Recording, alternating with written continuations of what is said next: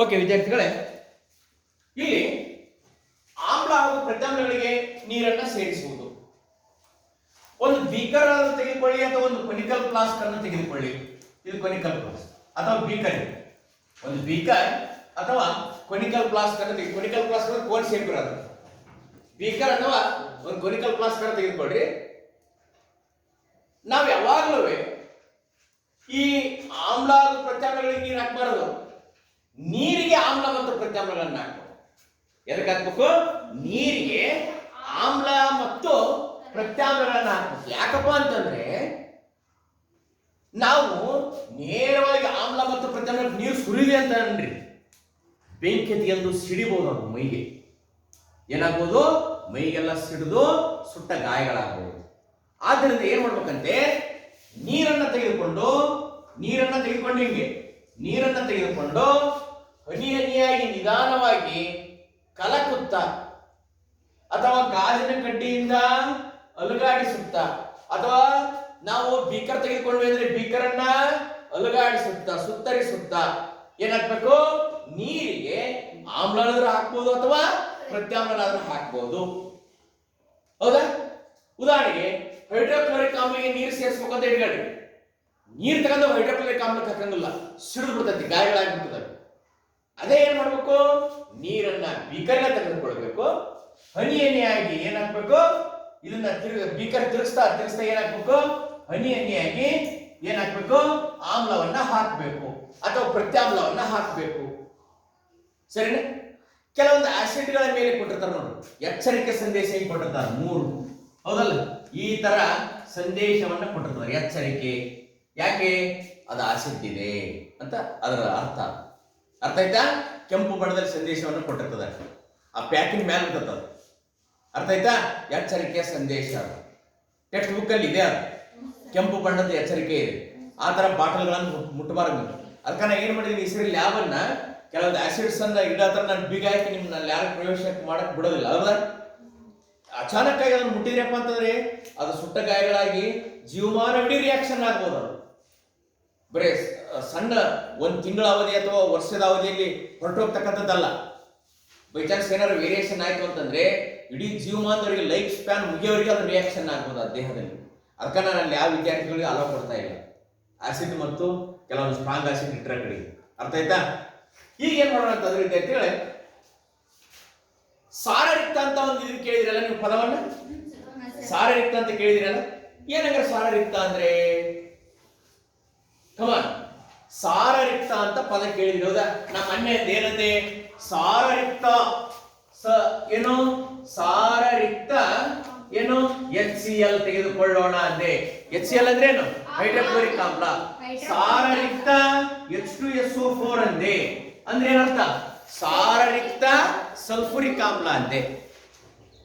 ಆಮೇಲೆ ಸಾರರಿಕ್ತ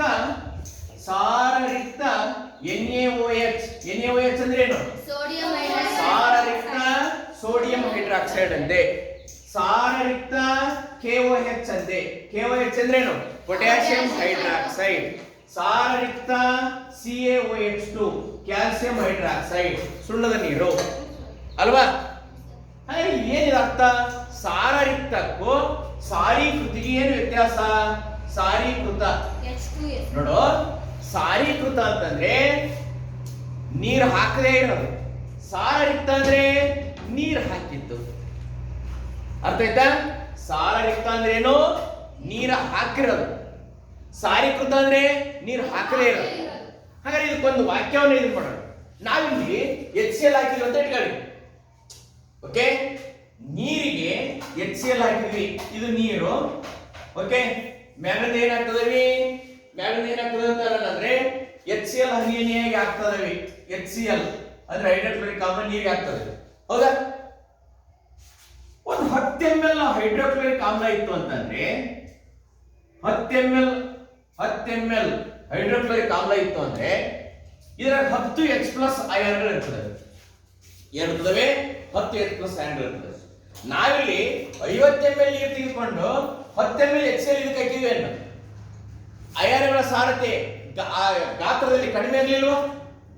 H+ ಅಯಾನ್ಗಳ ಸಂಖ್ಯೆ ಕಡಿಮೆ ಅಂತ ಹೆಚ್ಚಿಗೆ ಆಯ್ತಾ? ಇಲ್ಲಿ ನೀರು ಬಹಳ ತೆಗೆದುಕೊಂಡಿದ್ದೇವೆ. H ಪ್ಲಸ್ ಅಯಾನ್ಗಳ ಸಂಖ್ಯೆ ಏನಾಯ್ತು? ನೀರಿಗೆ ಹಾಕಿದ ತಕ್ಷಣ HCl ಅನ್ನ H ಪ್ಲಸ್ ಅಯಾನ್ಗಳ ಸಂಖ್ಯೆ. ಆ H ಪ್ಲಸ್ ಅಯಾನ್ ಎಲ್ಲಿಂದ ಬಂತು? ಈ HCl ಒಳಗೆ ಏನ್ ಮಾಡುತ್ತೆ ಗೊತ್ತಾ? HCl H ಪ್ಲಸ್ ಮತ್ತು Cl ಮೈನಸ್ ಅಯಾನ್ಗಳಾಗಿ ವಿಭಜನೆ ಆಗತ್ತೆ. ಅದೇ ತರ ಇಲ್ಲಿ ಪ್ರತ್ಯಾಮ್ಲಗಳಲ್ಲಿ NaOH ಅನ್ನ ನೀರಿಗೆ ಹಾಕಿದಾಗ Na ಪ್ಲಸ್ ಮತ್ತು OH ಮೈನಸ್ ಅಯಾನ್ಗಳಾಗಿ ವಿಭಜನೆ ಆಗತ್ತೆ. ಅಂದ್ರೆ ನನ್ನ ಪ್ರಶ್ನೆ ಏನಾಗಿತ್ತು ನೋಡಿ, ಯಾವುದೇ ಆಮ್ಲ ಮತ್ತು ಪ್ರತ್ಯಾಮ್ಲವನ್ನು ನೀರಿಗೆ ಹಾಕಿದಾಗ ಯಾವಗಳ ಸಂಖ್ಯೆ ಕಡಿಮೆ ಆಕತಿ? ಆಮ್ಲದಲ್ಲಾದ್ರೆ H ಪ್ಲಸ್ ಅಯಾನ್ಗಳ ಸಂಖ್ಯೆ ಏನಾಯ್ತು? ಕಡಿಮೆ ಆಕತಿ. ಪ್ರತ್ಯಾಮ್ಲಗಳಲ್ಲಾದ್ರೆ ಯಾವ ಸಂಖ್ಯೆ ಕಡಿಮೆ ಆಕತಿ? OH ಮೈನಸ್ ಅಯಾನ್ಗಳ ಸಂಖ್ಯೆ ಕಡಿಮೆ ಆಕತಿ.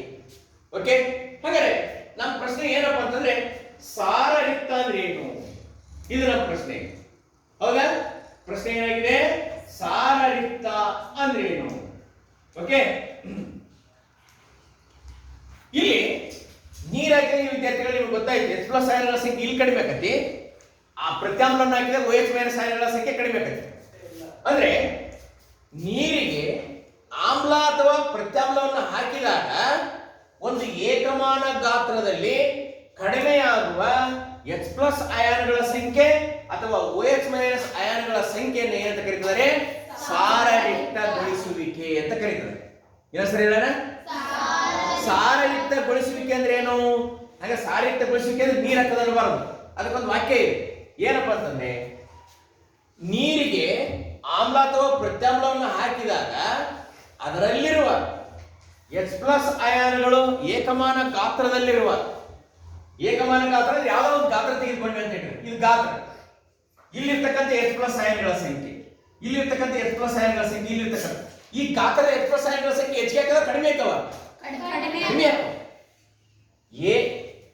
ನೀರಿಗೆ ಆಮ್ಲ ಅಥವಾ ಪ್ರತ್ಯಾಮ್ಲವನ್ನು ಸೇರಿಸಿದಾಗ ಏಕಮಾನ ಗಾತ್ರದಲ್ಲಿರುವ H ಪ್ಲಸ್ ಅಯಾನ್ಗಳ ಸಂಖ್ಯೆ ಮತ್ತು OH ಮೈನಸ್ ಅಯಾನ್ಗಳ ಸಂಖ್ಯೆ ಕಡಿಮೆ ಆಗುತ್ತವೆ. ಈ ಕ್ರಿಯೆಯನ್ನು ಏನಂತ ಕರೀತಾರೆ? ಸಾರಯುಕ್ತಗೊಳಿಸುವಿಕೆ. ಇಂಡೈರೆಕ್ಟ್ ಏನು? ನೀರನ್ನ ಹಾಕುವಿಕೆ. ಏನಂತ ಕರೀತಾರೆ? ನೀರನ್ನ ಹಾಕುವಿಕೆ. ಹೌದಾ? ಈಗ 1 ಲೀಟರ್ ಹಾಲಿಗೆ ಎಷ್ಟು ಲೀಟರ್ ನೀರು ಹಾಕೋದು? 2 ಲೀಟರ್ ನೀರು ಹಾಕಿದಾಗ ಹಾಲು ಕಡಿಮೆ ಆತ, ನೀರು ಕಡಿಮೆ ಆಗತ್ತ? ಹಾಲು ಕಡಿಮೆ ಆಗತ್ತೆ. ಹೌದಾ? ಈ ಟೈಪ್. ಓಕೆ,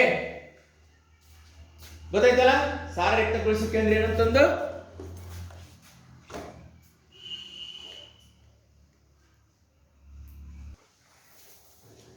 ಓಕೆ ವಿದ್ಯಾರ್ಥಿಗಳೇ, pH ಅಂದ್ರೆ ಸಾಮಾನ್ಯ ಕೇಳಿದಿರಲ್ಲ ನೀವು? pH ಅನ್ನೋದು ಕೇಳಿದಿರಲ್ಲ?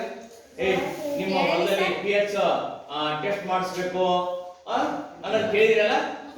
pH ಟೆಸ್ಟ್ ಮಾಡಿಸ್ಬೇಕು, ಮಣ್ಣಿನ ಗುಣ ಟೆಸ್ಟ್ ಮಾಡಿಸ್ಬೇಕು, ಕೇಳಿದಿರಲ್ವಾ? ಆಮೇಲೆ ರಕ್ತದಲ್ಲಿನೂ ಕೂಡ pH ಟೆಸ್ಟ್ ಮಾಡ್ತಾರೆ. ಹೌದಾ? ದೇಹ ಆಮ್ಲೀಯವಾಗಿದೆಯೋ ಪ್ರತ್ಯಾಮ್ಲೀಯವಾಗಿದೆಯೋ ಅನ್ನೋದನ್ನು ಕೂಡ ಚೆಕ್ ಮಾಡ್ತಾರೆ. ಓಕೆ, ಆದ್ದರಿಂದ ಆಮ್ಲ ಮತ್ತು ಪ್ರತ್ಯಾಮ್ಲಗಳು ಎಷ್ಟು ಪ್ರಬಲವಾಗಿವೆ ಅನ್ನೋದನ್ನ ನೋಡೋಣ. ಓಕೆ, ಏನಪ್ಪ ಪ್ರಶ್ನೆ ಅಂತಂದ್ರೆ ಆಮ್ಲ ಮತ್ತು ಪ್ರತ್ಯಾಮ್ಲ, ಆಮ್ಲ ಮತ್ತು ಪ್ರತ್ಯಾಮ್ಲಗಳು ಎಷ್ಟು ಏನಾಗಿದ್ದಾವೆ? ಪ್ರಬಲ ಆಗಿದ್ದಾವೆ. ಎಷ್ಟು ಪ್ರಬಲ ಆಮ್ಲ ಮತ್ತು ಎಷ್ಟು ಪ್ರತ್ಯಾಮ್ಲಗಳು ಎಷ್ಟು ಪ್ರಬಲ? ಅದಕ್ಕೆ ಇಷ್ಟು ಇಷ್ಟು ಇಷ್ಟು ಅನ್ನಕ್ ಬರೋದಿಲ್ಲ. ಇಷ್ಟು 1 ಮೀಟರ್ 2 ಮೀಟರ್ ಅನ್ನಕ್ ಬರಲ್ಲ. ಒಂದು ಅಳತೆ ಬೇಕಾನೆ ಅಲ್ವಾ? ಎಷ್ಟು ಪ್ರಬಲ ಆಗಿದೆ, ಎಷ್ಟು ಪ್ರಬಲ ಆಗಿದೆ ಅಂತ ತಿಳ್ಕೊಳ್ಳಕ್ಕೆ ಒಂದು ಮಾನವನ್ನ ಇದನ್ನ ಮಾಡಿದ್ರು. ಅಳತೆ ಗೋಲು, ಅಳತೆ ಪಟ್ಟಿ. ಯಾವ್ದಾದ್ರೆ ಅಳತೆ ಪಟ್ಟಿ? pH ಮಾನ. ಏನಂತಂದ್ರೆ ಹೆಸರು? pH ಮಾನ. P ಅಂದ್ರೆ ಜರ್ಮನ್ ಭಾಷೆಯಲ್ಲಿ ಪೊಟೆನ್ಸ್, ಸ್ಪೆಲ್ಲಿಂಗ್ PHOTENZ, ಪೊಟೆನ್ಸ್ ಅಂತ. ಪೊಟೆನ್ಸ್ ಅಂದ್ರೆ ಏನು ಗೊತ್ತಾ? ಸಾಮರ್ಥ್ಯ. ಪೊಟೆನ್ಸ್ ಅಂದ್ರೆ ಏನು? ಸಾಮರ್ಥ್ಯ. ಓಕೆ, ಪೊಟೆನ್ಸ್ ಅಂದ್ರೆ ಏನಂತಪ್ಪ? ಸಾಮರ್ಥ್ಯ. ಹೌದಲ್ಲ? ಎಷ್ಟು ಸಾಮರ್ಥ್ಯ ಐತಿ ಅಂದ್ರೆ ಇನ್ನೊಂದು ಏನು? P ಅಂದ್ರೆ ಗೊತ್ತಾಯ್ತು. H ಅಂದ್ರೆ ಏನು? ಹೈಡ್ರೋಜನ್ ಅಯಾನುಗಳು. H ಅಂದ್ರೆ ಏನು? ಹೈಡ್ರೋಜನ್ ಅಯಾನುಗಳು. ಇಲ್ಲ ನೋಡಿ, ಪಿ ಎಚ್ ಪಟ್ಟಿ ಏನನ್ನು ಒಳಗೊಂಡೈತಿ ಅಂತಂದ್ರೆ 0 ರಿಂದ 7, 7ರಿಂದ 14 ನಂಬರ್ ಅನ್ನ ಒಳಗೊಂಡಿದೆ. ಏನನ್ನ ಒಳಗೊಂಡಿದೆ? ಪಿ ಎಚ್ ಪಟ್ಟಿ 0 ರಿಂದ 7, 7ರಿಂದ 14 ನಂಬರ್ಗಳನ್ನು ಒಳಗೊಂಡಿದೆ. ಈಗ ನೋಡೋಣ, 7ರಿಂದ ಕಡಿಮೆಯಾದಂತೆ ಸಂಖ್ಯೆಗಳು, 7ರಿಂದ ಏನು ಪಿ ಎಚ್ ಸಂಖ್ಯೆ, ಪಿ ಎಚ್ ಮಾನ ಕಡಿಮೆಯಾದಂತೆ ಯಾವ ಆಯನಗಳು ಹೆಚ್ಚಿಗೆ ಆಗ್ತದವೆ? ಯಾವ ಆಯನಗಳು ಹೆಚ್ಚಿಗೆ ಆಗ್ತದವೆ? ಹೈಡ್ರೋಜನ್ ಅಯಾನುಗಳ ಸಾರತೆ ಹೆಚ್ಚಿಗೆ ಆಕತಿ. ಹೌದಾ? ಹಾಗಾದ್ರೆ 7ರಿಂದ ಏನು 0 ಕಡೆಗೆ ಹೋದಂತೆ ಆಮ್ಲೀಯ ಗುಣ ಹೆಚ್ಚುತ್ತವೆ. ಏಕೆಂದರೆ H+ ಅಯಾನುಗಳ ಸಂಖ್ಯೆ ಹೆಚ್ಚುತ್ತದೆ, ಆದ್ದರಿಂದ ಆಮ್ಲೀಯ ಗುಣ ಹೆಚ್ಚುತ್ತದೆ. ಅರ್ಥ ಆಯ್ತಾ? ಹಾಗಾದ್ರೆ 7ಕ್ಕೆ ಬನ್ನಿ. ನೆಕ್ಸ್ಟ್ ಸಂಖ್ಯೆ ಯಾವ್ದಿದೆ? 7. ಹಾಗಾದ್ರೆ ಯಾವ್ದಾದ್ರು ಪಿ ಎಚ್ ಮೌಲ್ಯ ಇಲ್ಲಿ ಕೆಲವೊಂದು ಇದನ್ನ ಹೇಳ್ತಾನೆ. ಒಂದು ವಸ್ತು ಇದೆಯಪ್ಪ, ಟೊಮೆಟೊನ ಯಾವ್ದೋ ಒಂದು ವಸ್ತು ಅಥವಾ ನಿಂಬೆ ಹಣ್ಣು, ಅದ್ರ ಪಿ ಎಚ್ ಮೌಲ್ಯ 2 ಬಂತು ಅಂತ ಇಟ್ಕೊಳ್ಳಿ.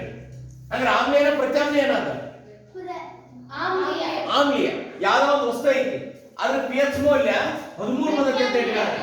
ಅದು ಅದ್ರ ಗುಣ ಆಮ್ಲೀಯನ ಪ್ರತ್ಯಾಮ್ಲೀಯನ? ನೀರು. ಓಕೆ, ಸುಣ್ಣದ ತಿಳಿ ನೀರು ಅದ್ರ ಪಿ ಎಚ್ ಮೌಲ್ಯ 13 ಬಂತಂದ್ರೆ ಅದು ಪ್ರತ್ಯಾಮ್ಲೀಯ. ನಾವು ಕುಡಿತಕ್ಕಂತ ನೀರು ಅದ್ರ ಪಿ ಎಚ್ ಮೌಲ್ಯ 7 ಬಂದೈತಿ, ಹಾಗಾದ್ರೆ ಅದು ಆಮ್ಲೀಯನ ಪ್ರತ್ಯಾಮ್ಲೀಯನ? ನಾನು ಏನಂದ್ರೆ 7 ಅಂದನೆ 7 ತಟಸ್ಥ. ಇದ್ಲಾಗ ಆಮ್ಲೀಯನೂ ಅಲ್ಲ, ಈ ಕಡೆಗೆ ಪ್ರತ್ಯಾಮ್ಲೀಯನೂ ಅಲ್ಲ. ಇಲ್ಲಿ ತಿಳ್ಕೊಳ್ರಿ, 0 ರಿಂದ 7ರವರೆಗೆ ಏನಪ್ಪಾ? ಆಮ್ಲ. 0 ರಿಂದ 7ರವರೆಗೆ ಏನಂತೆ? ಆಮ್ಲ. 7 ಏನು? ತಟಸ್ಥ. 7 ಏನು? ತಟಸ್ಥ. 7ರಿಂದ 14 ಕಡೆಗೆ ಹೊಂಟ್ವಿ. ಇದೇನಿದು? ಪ್ರತ್ಯಾಮ್ಲೀಯ. ಪ್ರತ್ಯಾಮ್ಲೀಯ. ಓಕೆ, ಇಲ್ಲಿ ನೋಡು, ಈಗ ನಾವು 7ಅನ್ನ ದಾಟಿದ್ವಿ ಅಂತ ಇಟ್ಕೊಳ್ಳಿ.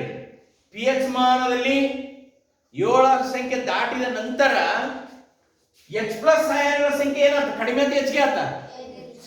ನೋಡಿದೆ, ಇದು ನಿಂಗೆ ಬರುತ್ತೆ, ನ್ಯಾರೋ ಬರುತ್ತೆ ನಿಮ್ಗೆ ಪಟ್ಟಿನ ಕಡಿಮೆ. ಯಾವ ಅಯಾನುಗಳ ಸಂಖ್ಯೆ ಹೆಚ್ಚಿಗೆ ಆಕತಿ?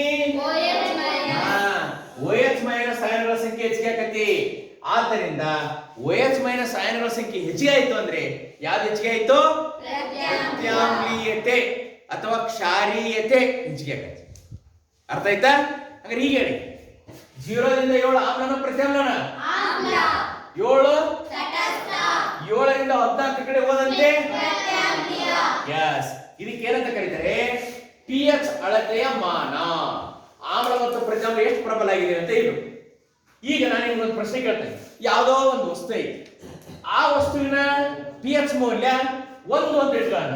ಹಾಗಾದ್ರೆ ಅದು ಪ್ರಬಲ ಆಮ್ಲನೋ ಏನ್ ದುರ್ಬಲ ಆಮ್ಲನೋ? ಯಸ್. ಯಾಕೆ ಹೇಳು? ಹೈಡ್ರೋಜನ್ ಅಯಾನುಗಳ ಸಾರಥಿ ಹೆಚ್ಚಿಗೆ ಐತಿ. ಇಲ್ಲಿ 0 ಆದ ತಕ್ಷಣ 1 ಬರ್ತಾನೆ. 0 1 2 3 4 5 6 7. ಹೌದು, 27ರಿಂದ 8 9 10 11 12 13. ಈಗ ನಾನು 1 ಅಂದ ತಕ್ಷಣ ನೀವೇನಂದ್ರಿ?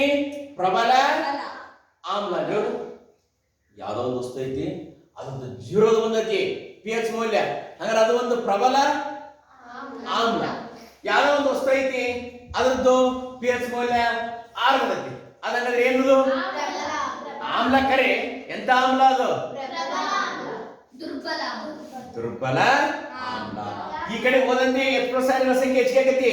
ಹಿಂಗ್ ಬಂದಂಗ H+ ಅಯಾನುಗಳ ಸಂಖ್ಯೆ ಕಡಿಮೆ ಆಗಿಲ್ವಾ? ಹಾಗಾದ್ರೆ ಪಿ ಎಚ್ ಮಾನ 6 ಅಂತಂದ್ರೆ ಅದು ಪ್ರಬಲ ಆಮ್ಲನ ದುರ್ಬಲ ಆಮ್ಲನ?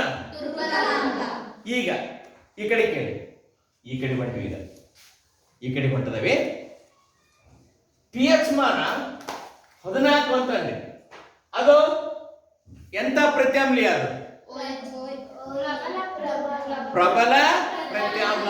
ಯಾವುದು? 14 ಅಂದ್ರೆ. ಹೌದಾ? ಈಗ ನಾನು ಹೇಳ್ತೇನೆ, ಪಿ ಎಚ್ ಮಾನ ಬರೀ 8 ಇದೆ, ಅದು ಎಂತ ಪ್ರತ್ಯಾಮ್ಲ ಆಕತಿ? ದುರ್ಬಲ ಪ್ರತ್ಯಾಮ್ಲ. ಹಿಂಗೆ ಅರ್ಥ ಆಯ್ತಾ? ಬರೀ 7 ಅಂದ್ರೆ ಅದು ಇದ್ದಾಗ ಆಮ್ಲನ ಅಲ್ಲ, ಪ್ರತ್ಯಾಮ್ಲನ ಅಲ್ಲ. ಅರ್ಥ ಆಯ್ತೇನಪ್ಪ? ಓಕೆ.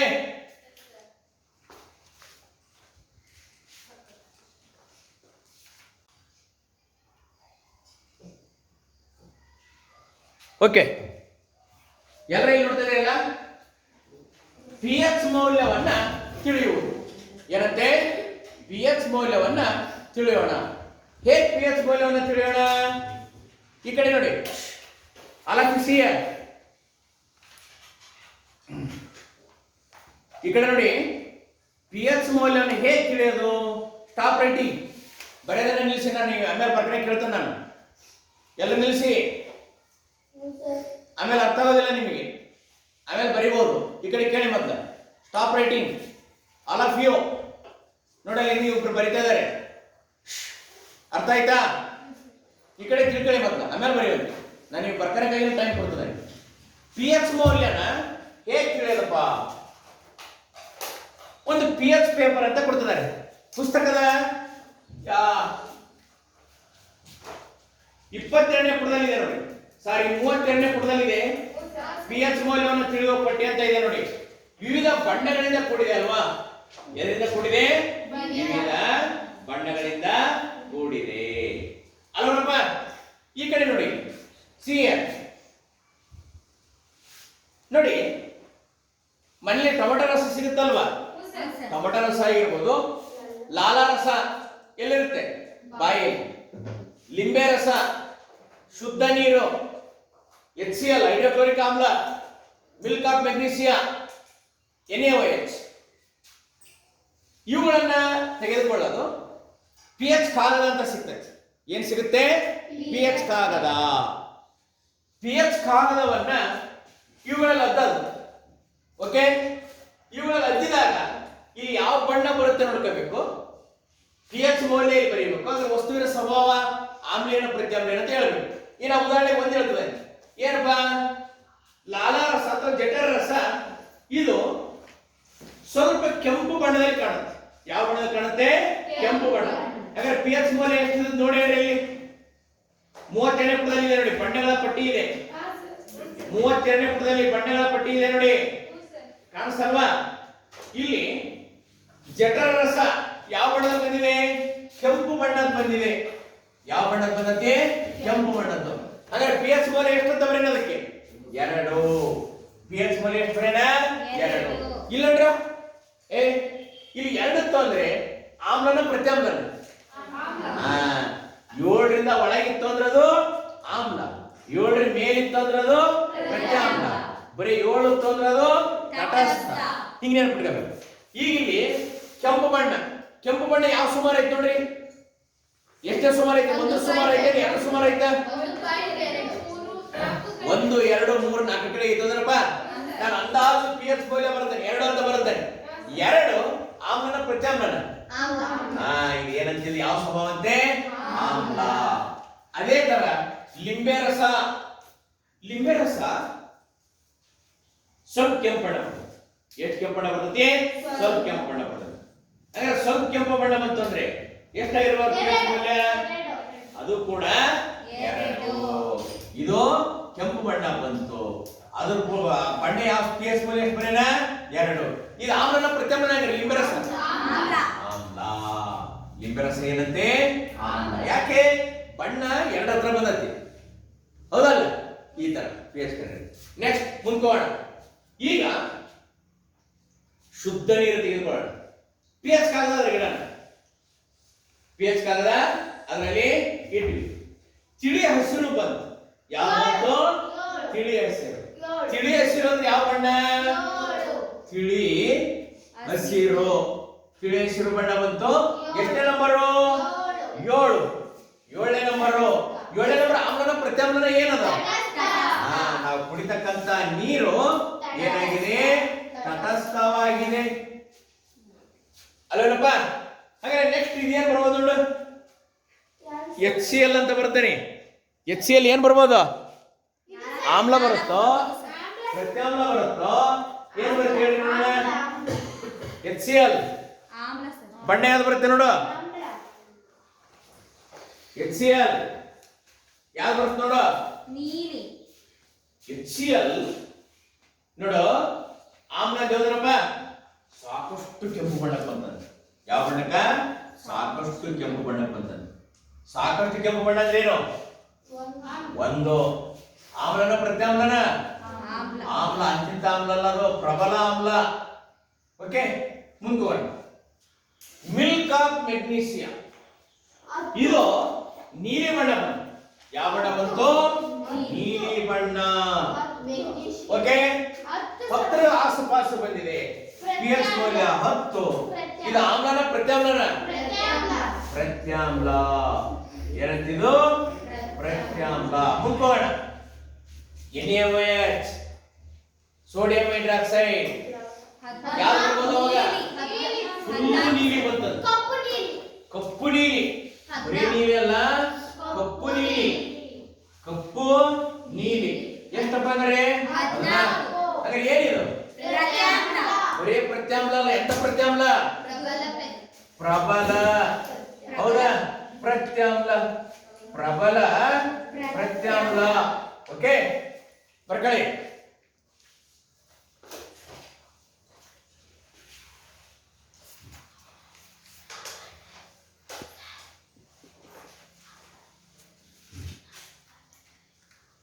ಬರ್ಕೊಳ್ಳಿ, ಇಲ್ಲೇ ಬರ್ಕೊಳ್ಳಿ. ಹೌದು, ಅಲ್ಲಿ ಕೋಷ್ಟಕ ಇದೆಯಲ್ಲ, ಅಲ್ಲಿ ಫಿಲಪ್ ಮಾಡ್ಕೊಳ್ಳಿ.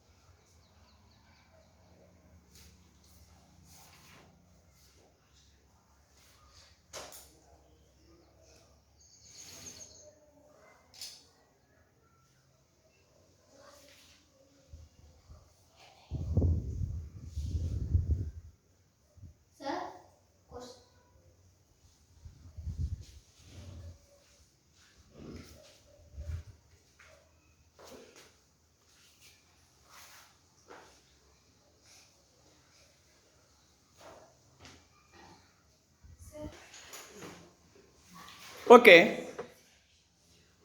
ವಿದ್ಯಾರ್ಥಿಗಳೇ, ನಿತ್ಯ ಜೀವನದಲ್ಲಿ pH ನ ಮಹತ್ವ ಏನಂತೆ? ನಿತ್ಯ ಜೀವನದಲ್ಲಿ pH ನ ಮಹತ್ವ. ಇಷ್ಟವರೆಗೆ ನಾವು pH ಅನ್ನ ಅಧ್ಯಯನ ಮಾಡಿದ್ವಿ, ಹೌದಾ? ಇಷ್ಟವರೆಗೆ ನಾವು ಏನು ಅಧ್ಯಯನ ಮಾಡಿದ್ವಿ?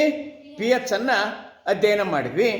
ಅದನ್ನು ನಾವು ನಿತ್ಯ ಜೀವನದಲ್ಲಿ ಹೆಂಗ್ ಬಳಕೆ ಮಾಡ್ಕೊಂತಿದ್ದೀವಿ ನೋಡಿ.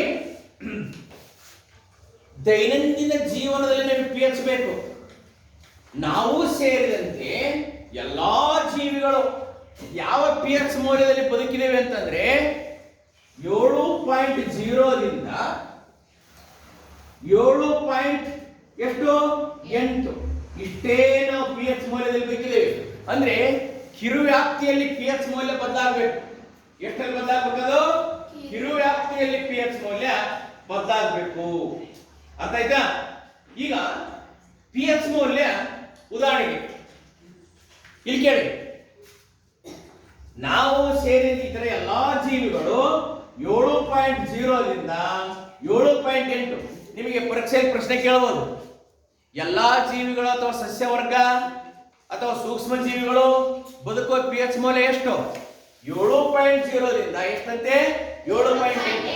ಇಷ್ಟ ಬದಲಾಗಬೇಕು, ಬಹಳ ಬದಲಾಗಿಲ್ಲ. ಒಂದು ವೇಳೆ ಮಳೆ ಬಂದಾಗ ಆ ಮಳೆಯಲ್ಲಿ ಆಮ್ಲೀಯತೆ ಹೆಚ್ಚಿಗೆಯಾಗಿ pH ಮೌಲ್ಯ 5.6ಕ್ಕೆ ತಲುಪಿದಾಗ ಏನಂತ ಕರೀತೀವಿ ನಾವು? ಆಮ್ಲ ಮಳೆ ಅಂತ ಕರೀತೀವಿ. ಏನಂತ ಕರೀತೀವಿ ನಾವು? ಆಮ್ಲ ಮಳೆ. ಈ ಮಳೆ ಕೆರೆಗೋ ನದಿಗೋ ಸೇರ್ತಂದ್ರೆ ಅಲ್ಲಿರ್ತಕ್ಕಂಥ ಮೀನುಗಳು ಜಲಚರಗಳು ಬದುಕ್ತಾವ? ಕೆಲವೊಂದು ಬಾರಿ ಕೆರೆಯಲ್ಲಿ ಎಲ್ಲಾ ಮೀನುಗಳು ಸಾಯಿ ನೋಡಿದೇವಲ್ವಾ? ನದಿಯಲ್ಲಿ ಎಲ್ಲಾ ಮೀನುಗಳು ಸತ್ತು ದಡಕ್ಕೆ ಬರೋದು ನೋಡಿದೇವಲ್ವಾ? ಕಾರಣ ಏನ್ ಗೊತ್ತಾ? ಮಳೆ ಮೂಲಕ ಆಮ್ಲ ಮಳೆ ಉಂಟಾಗುತ್ತೆ, pH ಮೌಲ್ಯ ಕಡಿಮೆ ಆಗುತ್ತೆ. ಕಡಿಮೆ ಆದ ತಕ್ಷಣ ಅಲ್ಲಿ ಇರ್ತಕ್ಕಂಥ ಮೀನುಗಳೆಲ್ಲವೂ ಸಾಯ್ತವೆ. ಹೌದಾನೆ? ಹಾಗಾದ್ರೆ ಸಸ್ಯ ಮತ್ತು ಪ್ರಾಣಿಗಳು pH ನ ಸೂಕ್ಷ್ಮ ಗ್ರಾಹಿಗಳಾಗಿದ್ದಾವೆ. ಯಾವುದೇ ಒಂದು ಹೊಲ ತಗೊಳ್ರಿ, ಹೊಲದಲ್ಲಿನೂ ಕೂಡ ಹೊಲದ ವಿಚಾರದಲ್ಲಿ ಬಂದಾಗ ಸಸ್ಯ ಮತ್ತು ಸಸ್ಯಗಳು ಚೆನ್ನಾಗಿ ಬೆಳೆ ಬರಬೇಕು ಅಂತಂದ್ರೆ ಪಿ ಎಚ್ ಮೌಲ್ಯ ಎಷ್ಟಿರಬೇಕು? 7.0ದಿಂದ 7.8 ಅಷ್ಟೇ ಇರಬೇಕು. ಕಡಿಮೆ ಆಯ್ತು ಅಂದ್ರೆ ಆಮ್ಲೀಯ ಆಗ್ತದೆ, ಹೆಚ್ಚಿಗೆ ಆಯ್ತು ಅಂದ್ರೆ ಪ್ರತ್ಯಾಮ್ಲೀಯ ಆಗ್ತದೆ. ಹೌದನಪ್ಪ? ಅರ್ಥ ಆಯ್ತಾ? ಓಕೆ. ಇನ್ನ ನಮ್ಮ ಜೀರ್ಣಾಂಗವಿದ ಪಿ ಎಚ್ ಮೌಲ್ಯ ನಮ್ಮ ಜಠರದಲ್ಲಿ ಯಾವ ಆಮ್ಲ ಉತ್ಪತ್ತಿ ಆಗತ್ತೆ ಹೇಳಿ ನೋಡೋಣ. ಹೈಡ್ರೋಕ್ಲೋರಿಕ್ ಆಮ್ಲ ಉತ್ಪತ್ತಿ ಆಗತ್ತೆ. ಯಾವ ಆಮ್ಲ? HCl ಆಮ್ಲ. ಯಾಕೆ ಬೇಕಾದ HCl ಆಮ್ಲ ಉತ್ಪತ್ತಿ ಆಗೋದು ನಡೆಯಲ್ವಾ? ಬೇಕದು. ಯಾಕೆ ಗೊತ್ತಾ? ಆಹಾರದ ಮೂಲಕ ಸೂಕ್ಷ್ಮ ಜೀವಿಗಳು ಒಳಗೆ ಹೋಗ್ತಿರ್ತದವಲ್ಲ, ಈ ಆಮ್ಲ ಅದನ್ನ ಕಿಲ್ ಮಾಡ್ತದೆ. ಅದಕ್ಕೆ ಇದು ಉಪಯೋಗ ಆಗ್ತದೆ. ಕೆಲವೊಂದು ಬಾರಿ ನೀವು ಹಸಿವಿನ ಸಂದರ್ಭದಲ್ಲಿ, ಉಪವಾಸದ ಸಂದರ್ಭದಲ್ಲಿ ಇದು ಹೆಚ್ಚಿಗೆ ಆಗ್ಬಿಡ್ತೈತೆ. ಆಹಾರನೇ ಇಲ್ವಲ್ಲ, ಬರೀ ಆಮ್ಲ ಇರುತ್ತೆ ಹೊಟ್ಟೆಯಲ್ಲಿ, ಜಠರದಲ್ಲಿ. ಅವಾಗ ಏನಾಯ್ತು? ಆಮ್ಲೀಯತೆ ಉಂಟಾಯ್ತು, ಹೊಟ್ಟೆ ಉರಿ ಸ್ಟಾರ್ಟ್ ಆಯ್ತು, ಹೊಟ್ಟೆ ನೋವು ಸ್ಟಾರ್ಟ್ ಆಯ್ತು. ಅದಕ್ಕೇನು ಉಪಯೋಗ? ಮೆಗ್ನೀಷಿಯಂ ಹೈಡ್ರಾಕ್ಸೈಡ್ ಆಮ್ಲ ಶಾಮಕವಾಗಿ ಇದನ್ನ ಕುಡಿಸ್ತಾರೆ. ಅರ್ಥ ಆಯ್ತಾ? ಅರ್ಥ ಆಯ್ತಾ ಇಲ್ಲ? ಓಕೆ. ಇನ್ನ ಹಲ್ಲಿನ ಸವೆತಕ್ಕೆ ಕಾರಣವಾಗುವ ಪಿ ಎಚ್ ಮೌಲ್ಯ. ಕೆಲವೊಬ್ರು ಹಲ್ಲು ಸವಿತದವು. ಯಾಕೆ ಹಲ್ಲು ಸವಿತವೆ? ಬಾಯಲ್ಲಿ ಕ್ಲೀನಾಗಿ ಬ್ರಷ್ ಮಾಡೋದಿಲ್ಲ. ಸೂಕ್ಷ್ಮ ಜೀವಿಗಳು ಏನ್ ಮಾಡ್ತದವೆ? ಕೊಳೆಯನ್ನ ಉತ್ಪತ್ತಿ ಮಾಡ್ತವೆ. ಆ ಕೊಳೆಯಿಂದ ಪಿ ಎಚ್ ಮೌಲ್ಯ ಏನಾಯ್ತು? 5.5ಕ್ಕಿಂತ ಕಡಿಮೆ ಆಗ್ತದೆ. 5.5ಕ್ಕಿಂತ ಕಡಿಮೆ ಅಂತಂದ್ರೆ ಆಮ್ಲನ ಪ್ರತ್ಯಾಮ್ಲನ ಅದು. ಮಾತಾಡಿ. 5.5ಕ್ಕಿಂತ ಕಡಿಮೆ ಆಯ್ತು ಅಂದ್ರೆ ಆಮ್ಲನ ಪ್ರತ್ಯಾಮ್ಲನ? ಆಮ್ಲ. ಆಮ್ಲ ತಕ್ಷಣ ಏನಾಗುತ್ತೆ ಗೊತ್ತಾನ? ಹಲ್ಲಿನ ಮೇಲೆ ಹಲ್ಲು ಒಂದು ಪದರವನ್ನು ಒಳಗೊಂಡಿದೆ. ಆ ಪದರ ಯಾರಪ್ಪ ಅಂತಂದ್ರೆ ಕ್ಯಾಲ್ಸಿಯಂ ಹೈಡ್ರಾಕ್ಸಿ ಅಪಟೈಟ್ ಅಂತ. ಅದ್ರ ಹೆಸರೇನು? Calcium hydroxy appetite. ಇದರಿಂದ ಹಲ್ಲಿನ ಮೇಲೆ ಒಂದು ಕೋಟ್, ಒಂದು ಪದರ ಆಗಿದೆ. ಆ ಪದರವನ್ನು ಏನಂತ ಕರೀತಾರೆ? ಎನಾಮಲ್. ಏನಂತ ಕರೀತಾರೆ? ಎನಾಮಲ್. ಅದು ಸವೆಯಕ್ಕೆ ಸ್ಟಾರ್ಟ್ ಆಗ್ಬಿಡ್ತದೆ. ಪದರ ಪದರ ಪದರ ಪದರ ಸವೆಯಕ್ಕೆ ಸ್ಟಾರ್ಟ್ ಆಗ್ಬಿಡ್ತದೆ.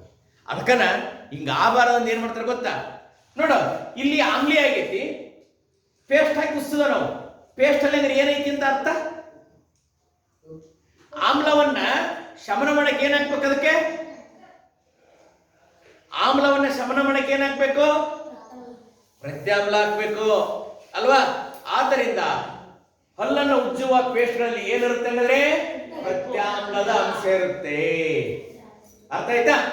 ಅಂದ್ರೆ ಮುಂದ್ಕೊಂಡು ರಾಸಾಯನಿಕ ಯುದ್ಧ ತಂತ್ರದ ಮೂಲಕ ಸಸ್ಯ ಮತ್ತು ಪ್ರಾಣಿಗಳ ರಕ್ಷಣೆ, ಸ್ವಯಂ ರಕ್ಷಣೆ. ಜೇನುನೊಣ ಯಾರು ಕಡಿಸ್ಕೊಂಡಿದ್ದೀರಿ? ಕೈ ಎತ್ತಿ. ಜೇನುನೊಣವನ್ನ ಯಾರು ಕಡಿಸ್ಕೊಂಡಿದ್ದೀರಿ? ಕೈ ಎತ್ತಿ. ಜೇನುನೊಣ ಕಡಿಸಿಕೊಂಡಾಗ ತುಂಬಾ ಖುಷಿ ಆಗುತ್ತಲ್ವಾ? ಖುಷಿ ಆಗಲ್ಲ? ತುಂಬಾ ಉರಿಯುತ್ತೆ, ನೋಯುತ್ತೆ. ಹೌದಾ? ಬಹಳ ಉರಿತಲ್ವಾ? ಯಾಕೆ ಉರಿತೈತದು? ಆ ಬರೇ ಮುಳ್ಳಿನ ಜೊತೆಗೆ ಕೇಳಿದ್ರೆ ಅದು ಆಮ್ಲವನ್ನ ಬಿಡುಗಡೆ ಮಾಡುತ್ತೆ. ಏನ್ ಬಿಡುಗಡೆ ಮಾಡುತ್ತೆ? ಅದು ಆಮ್ಲ. ಆ ಆಮ್ಲ ಉರಿತಕ್ಕೆ ಕಾರಣವಾಗತ್ತೆ. ಏನ್ ಮಾಡಕತ್ತಾರ? ತಕ್ಷಣ ಕೇಳಿರ್ತದರಿ, ಕೇಳ್ತಿರ್ತಾರಿ. ಅಡಿಗೆ ಸೋಡಾ ಇರ್ತದಲ್ಲ, ಅಡಿಗೆ ಸೋಡಾನ ಅದು ಎಲ್ಲಿ ಮುಳು ಚುಚ್ಚಿರ್ತದಲ್ಲ ಜೇನುನೊಣದ್ದು, ಅಲ್ಲಿಂದ ಲೇಪನ ಮಾಡೋದು ಹೋಗುತ್ತಾವ. ಈ ಹೊಲಗಳಲ್ಲಿ ಮೈ ತುರಿಕೆ ಗಿಡ ಎಲ್ಲರೂ ಟಚ್ ಆಗಿದ್ದು ನೀವು ಮೈ ಕೆರ್ಕೊಂಡಿದ್ದೀರಾ? ಮೈ ತುರಿಕೆ ಗಿಡ ಬೇಲಿ ಸಾಲುಗಳಲ್ಲಿ ಹಾಕಿರ್ತಾರೆ. ಬೇರೆ ಯಾರು ನಮ್ಮ ಹೊಲಕ್ಕೆ ಬರಬಾರದು ಅಂತಂದು ಬೇಲಿ ಸಾಲುಗಳಲ್ಲಿ ಸ್ವಲ್ಪ ಹಿಂಗೆ ಮೈಗೆ ಹಚ್ಚಿದ್ರೆ ಸಾಕು, ಸ್ವಲ್ಪ ಹಿಂಗೆ ಮೈಗೆ ಹಾಕಿದ್ರೆ ಸಾಕು, ಸಾಕಷ್ಟು ಮೈ ತುರಿಕೆ ಉಂಟಾಗುತ್ತೆ. ಅರ್ಥ ಆಯ್ತಾ? ಯಾಕೆ ಗೊತ್ತಾ? ಅದೊಂದು ಆಮ್ಲವನ್ನ ಬಿಡುಗಡೆ ಮಾಡುತ್ತೆ. ಅದ್ಯಾವುದು? ಮಿಥೇನೋಯಿಕ್ ಆಮ್ಲ. ಯಾವ್ದದು? ಮಿಥೇನೋಯಿಕ್ ಆಮ್ಲ. ಇದ್ರ ಮೂಲಕ ಈ ಸಸ್ಯ ಮತ್ತು ಪ್ರಾಣಿಗಳು ತಮ್ಮಂತ ರಕ್ಷಣೆ ಮಾಡ್ಕೊಳ್ತಾರೆ. ಈಗ ಜೇನುನೊಣ ಅದು ಕಡಿದು ಉರ್ಲಿಲ್ಲ ಅಂತಂದ್ರೆ ನೀವು ಈಸಿಯಾಗಿ ಜೇನುತುಪ್ಪ ಕಡಿಕೆ ಬಂದ್ಬಿಡ್ತಿದ್ರಿ. ಇದು ಏನ್ ಮಾಡ್ತು? ಆಮ್ಲವನ್ನು ಬಿಡುಗಡೆ ಮಾಡ್ತು. ತನ್ನಂತಾನು ತನ್ನ ಕುಟುಂಬವನ್ನು ತಾನು ರಕ್ಷಣೆ ಮಾಡ್ಕೊಳ್ಳೋದು. ಜೇನು ಹುಟ್ಟಂದ್ರೆ ಏನ? ಕುಟುಂಬ ಅಲ್ವಾ? ತನ್ನ ಕುಟುಂಬವನ್ನು ರಕ್ಷಣೆ ಮಾಡ್ಲಿಕ್ಕೆ ಏನ್ ಮಾಡ್ತು? ರಾಸಾಯನಿಕವನ್ನ ಬಿಡ್ತದೆ. ಯುದ್ಧ, ರಾಸಾಯನಿಕ ಯುದ್ಧ. ಅದು ಬರೀ ಯುದ್ಧ ಅಲ್ಲ, ರಾಸಾಯನಿಕ ವಸ್ತು ಬಿಡುಗಡೆ ಮಾಡ್ತು. ಆದರೆ ಅದಕ್ಕೆ ಏನಂತ ಕರೆದ್ರು? ರಾಸಾಯನಿಕ ಯುದ್ಧ ಅಂತ ಕರೆದ್ರು. ಅರ್ಥ ಆಯ್ತಾ? ಅರ್ಥ ಆಯ್ತಾ ಇಲ್ಲ? ಓಕೆ, ಬರ್ಕಳಿ. ಏನಂತ ಪ್ರಶ್ನೆ ಅಂತಂದ್ರೆ, ದೈನಂದಿನ ಜೀವನದಲ್ಲಿ ಪಿ ಎಚ್ ನ ಮಹತ್ವವನ್ನ ವಿವರಿಸಿ ಅಂತ ಬರ್ಕಳಿ. ದೈನಂದಿನ ಜೀವನದಲ್ಲಿ ಪಿ ಎಚ್ ನ ಮಹತ್ವ ವಿವರಿಸಿ. ಬರ್ಕಳಿ ಪ್ರಶ್ನೆ. ದೈನಂದಿನ ಜೀವನದಲ್ಲಿ ಪಿ ಎಚ್ ನ ಮಹತ್ವ ವಿವರಿಸಿ.